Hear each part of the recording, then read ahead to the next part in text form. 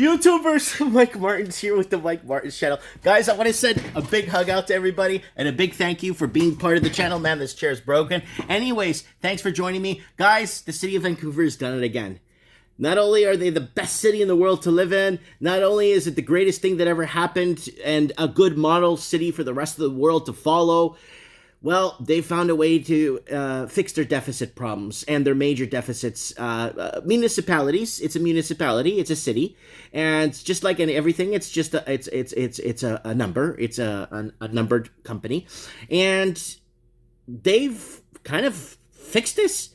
They found a way to fix their deficits, fill their coffers, and get things back on track.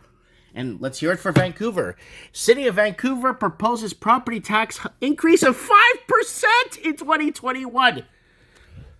Yeah. So remember, I did a video back, I think about a year ago, where I was thinking, now buying a property doesn't seem like a good idea. One, they're too expensive, and the property tax hike is going to keep going up to kind of pay the municipalities, because a lot of people are leaving these major cities, and the people that actually, the blue collar workers, and even a lot of the white collar workers now that lived in these cities, that moved in mass swaths and numbers into the interior and down to the United States, that were headhunted. If they were doctors, practitioners, whatever, they were headhunted by the Americans and went down south to live. And the ones like myself that lived in Vancouver with a very impressive income just decided to leave because I'm not paying $2 million for a house worth $400,000. So if people locally don't like my presence here, well, you blame the price of housing on the coast and we basically sold everything out. Now, City of Vancouver proposes a property tax increase of 5% in 2021. It's not just Vancouver. Dublin, Ireland's doing the same thing with their mass. A lot of people moving to Middle Ireland because of the cost of operating in Ireland was just too expensive. In Dublin. So a lot of the big companies are moving out. A lot of have moved out over the last 6-7 years. Same thing in other parts of the world where they're just taxes are just going out of control. And how do they fix their deficit problem? Blame the little middle-class guy that owns a house. Blame the pensioner that has his house for 30 years. Blame everybody. See, you can't lock in the property tax what you bought for in Canada. In the United States, like in the state of California, some people are paying dirt cheap for property tax where they live because they bought their property and locked it in at 30, 40 grand, 50 grand, and they're paying property tax on what they locked it in for. And that is good for California and other places in the United States that do that protect their citizens and people that age and have families. This was to protect families, so families could grow, have children, expand, and contribute to the infrastructure. Now, who's contributing to the infrastructure? Well, property tax increase of 5%. While the whole world is on COVID, and COVID everywhere, this probably won't be seeing a front page of anything. This isn't even mainstream media. Look, this is from Urbanized by Kenneth Chan. Thank you, Kenneth Chan, for posting this. November 24, 2020. So what's happening? Well, after receiving Vancouver City Council's initial input on budget directions early this month, so that's another article there, City of Vancouver staff have released their draft 2021 budget supported by 5% increase in the property tax hike for the year. That is enormous. This also accounts for City Council directed tax shift to 0.5% property tax share from non-residential such as business properties to residential. Based on the median property values, each property type, the 5% increase amounts an average $140 increase for a single-family home assessed $1.6 million. So that's what people are paying for an average home. And you could buy that average home that they probably will show you what an average home is. You could probably buy the same house in Milwaukee for 30 grand. And I'm not making this up. And $64 increase for a condominium assessed at $688,000 and $166 for a business property assessed at $1 million.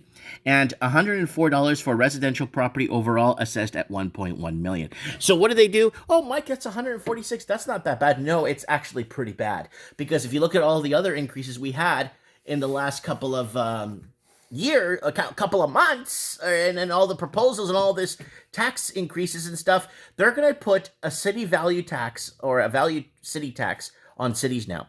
You're going to have provincial tax, you're going to have federal tax across the country, provincial tax, and they're going to have a city extra value tax of 3, maybe 4 or 5% in the cities, in the municipalities to keep them. And then people will just leave the cities to go shopping. And that's another thing for another time. We've been bringing that up for a long time here on the channel. Vancouver City Council, this is other articles, approves planning for road tolls in downtown Central Broadway. Again, road tolls are coming. Vancouver City Council approves planning for mandatory parking permits for all residential streets. So now you just can't park on a street anymore.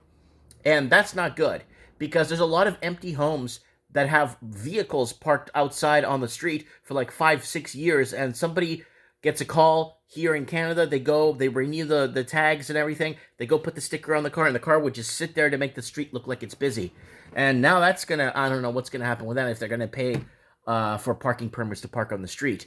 And falling development revenues force $254 million city Vancouver budget cut. So there it is.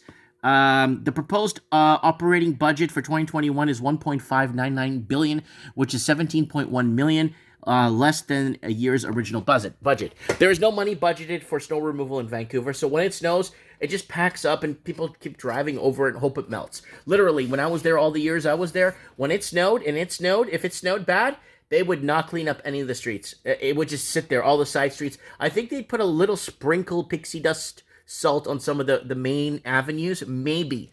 But I never did see that. It was always ice and black ice, and it was really dangerous. But they don't have a 30, 40, or $100 million snow removal budget like Ontario does. The proposed operating budget for 2021 is $1.599. Okay, we did that already. That's which is $17.1 million, 1.1% less than last year's original budget. The increase and adjustments impacts the account for expectation that there will be a continued severe impacts of COVID. I was waiting for COVID to come up. Why are they going to be taxing you more in the name of COVID? The provincial government provided municipal governments across BC with the ability to run budgetary deficits in 2020, but they are required to provide balanced budgets for the end of 2021. So there it is. There's the property tax increase. There's your tax shift. There's residential properties and non-residential properties. There is utility fees are going to go up. Water is going to go up 1 point. Sewer is going to go up 11%. Solid waste 1%. Median single-family home combined with municipality tax and user fees 5.2 points. And that's just combined right there. So that's a 5.2% right there. And then you got neighborhood energy utility, 3.2%. Most recreation fees, 2 points. All license fees, 0 points. And permit fees, 3 points. So today I renewed my business license, and it costs a couple of $100 for a business license. In Vancouver, I think it was $20, but here it's a couple of $100 in a small town. It's different laws, and obviously they don't follow the same mandates, right? 4. Vancouver delays many capital projects in 2020 will now be transplanted into 2021 for completion, increasing the expected capital expenditures for 2021, but overall, as previously approved by the City Council, the 4-year capital plan between 2019 and 2022 has been reduced by $254 million to $2.6 billion. In 2021, capital expenditures are budgeted to be over $770 million, such as new transportation and utility infrastructure, new fire halls, affordable housing, childcare community centers, and public amenities include initiatives under the Vancouver Park Board. Next year's capital plan includes components of last week's approved climate action emergency plan, which the draft budget noting capital plan items for Metro Core mobility pricing development, citywide residential parking permit program. Okay, that's important. And by bus transit priority improvements, activity transportation such as cycling and walking infrastructure, eliminating park minimus. Okay, minimus. Parking minimus. The hell does that mean? Curbside electric battery vehicle charging and various green building initiative. So there it is there. There is the operating revenues for the city right there. And there's the program. So there it is. I'm not going to go into the in-depth graphs here. We just talk here mostly. We do go into graphs sometimes when I got to explain something, but there it is, expenditures. So now that everyone's been leaving this major city, I'll just bring up the article so you guys know that I'm not making this up. And so you guys know this is like, I'm not making up that people are leaving the city of Vancouver. This article's from 2018. What was updated, I think, it was 2 years ago, updated 2 years ago. So it's a little bit older. Aboriginals and whites leaving Metro Vancouver, tens of thousands over the This is what they know of. This is not what hasn't been recorded. So when people leave the city, it happened in Dublin and it happened in London. It happened in a lot of places. Now, for people to understand what is going on, they're gonna like it's very simple. They have to fill their coffers. They need people that actually pay taxes to actually step up and invest in the infrastructure. A lot of those people have left. A lot of people a lot of people that are there that contribute wholly and solely to the infrastructure and to the roads, and the families that had to leave that basically really contributed towards this are gone. You have a lot of empty homes littered across Vancouver. I'm thinking about 40% of dwellings are pretty much, I think, still sitting empty. We had quite a few empty units across the country. So, guys, don't forget to check up the channel if you get some time. Type in property tax. You'll see right there. Toronto raised property tax 10 months ago. Look at this. Property tax shutdown. Watch this. So, like, this place was paying... Look at this. Look at this. Look at this. Look at this. Property taxes at 2091 West Bod rate increased 12% to 209,000 from 187,000. So they basically closed down. So there's different businesses and stuff that are paying more in property tax. So what they're doing is they're taking the socialist method of this, where the companies that could pay more should pay more, and the ones that pay less should pay less, or the ones that can't afford to pay less. And that's what's happening. So there it is right there. Cheapest property taxes in Canada video I made. Property tax Toronto and Vancouver, that's from 3 years ago. Vancouver approves, so this is from 11 months ago, a 7% property tax hike 11 months ago, and now we're looking at today, another few points here.